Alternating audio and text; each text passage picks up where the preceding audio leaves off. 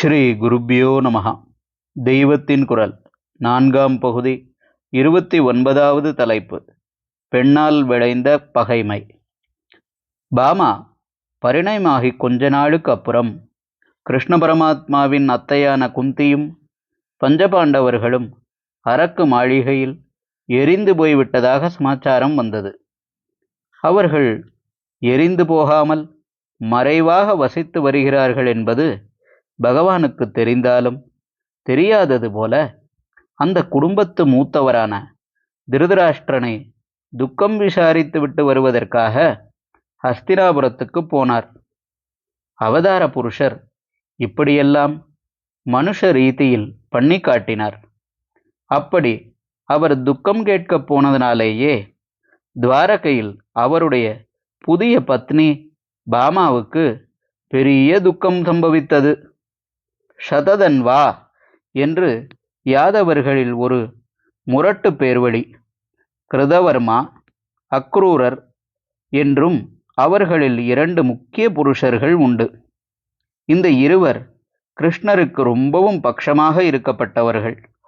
அதிலும் அக்ரூரர் பரம பாகவதர். கிருஷ்ணரையும் பலராமரையும் பிருந்தாவனத்திலிருந்து மதுராவுக்கு அழைத்து கொண்டு போனவர் அவர்தான். இந்த 3 பேருமே சததன்வா, கிருதவர்மா, அக்ரூரர் ஆகிய மூவருமே சத்யபாமாவை கல்யாணம் பண்ணி கொள்ள ஆசைப்பட்டு சத்ராஜித்திடம் பெண் கேட்டிருந்தவர்கள். இவர்களில் யாருக்கு கொடுப்பது என்று தெரியாத சத்ராஜித் ஒவ்வொருவரிடமும் உங்களுக்கே கொடுக்கிறேன், கொஞ்ச நாள் போகட்டும் என்று தள்ளி போட்டு கொண்டே போனான். அதற்குள் செமந்தகமணி ஒரு புது கதையை உண்டாக்க முடிவில் பெண்ணை பகவானுக்கு கொடுத்து விட்டான். இதனால் விசித்திரமான விளைவுகள் ஏற்பட்டன.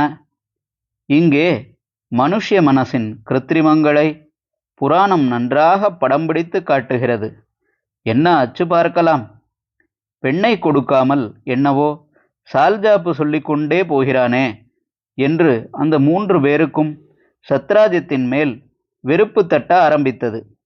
இந்த சமயத்தில்தான் கிருஷ்ணர் மீது அவன் சந்தேகப்பட்டு அபவாதம் சொல்ல ஆரம்பித்தது. அவரிடம் பிரியம் கொண்ட அக்ரூரரும் கிருதவர்மாவும் அப்போது சத்ராஜித்திடம் வெளிப்படையாகவே துவேஷம் காட்டி கிருஷ்ணன் பட்சத்தில் பேசினார்கள். கடைசியில் கிருஷ்ணரே இவர்கள் ஆசைப்பட்ட பெண்ணை தட்டி கொண்டு போய்விட்டார். சத்ராஜித் அவருக்கு மாமனராகிவிட்டான். அவனுக்கே அவர் செமந்தகத்தையும் கொடுத்து விட்டார் என்று ஆனதும் நல்ல அக்ரூரருக்கும் கிருதவர்மாவுக்குமே புத்தி மாறிவிட்டது. கிருஷ்ணரிடம் பக்தி போய்விட்டது.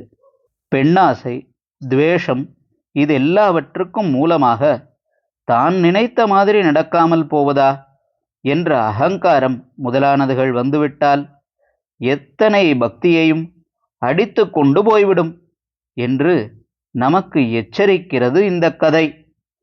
ஹரஹர சங்கர, ஜெய ஜெயசங்கர. தெய்வத்தின் குரல் மேலும் ஒலிக்கும்.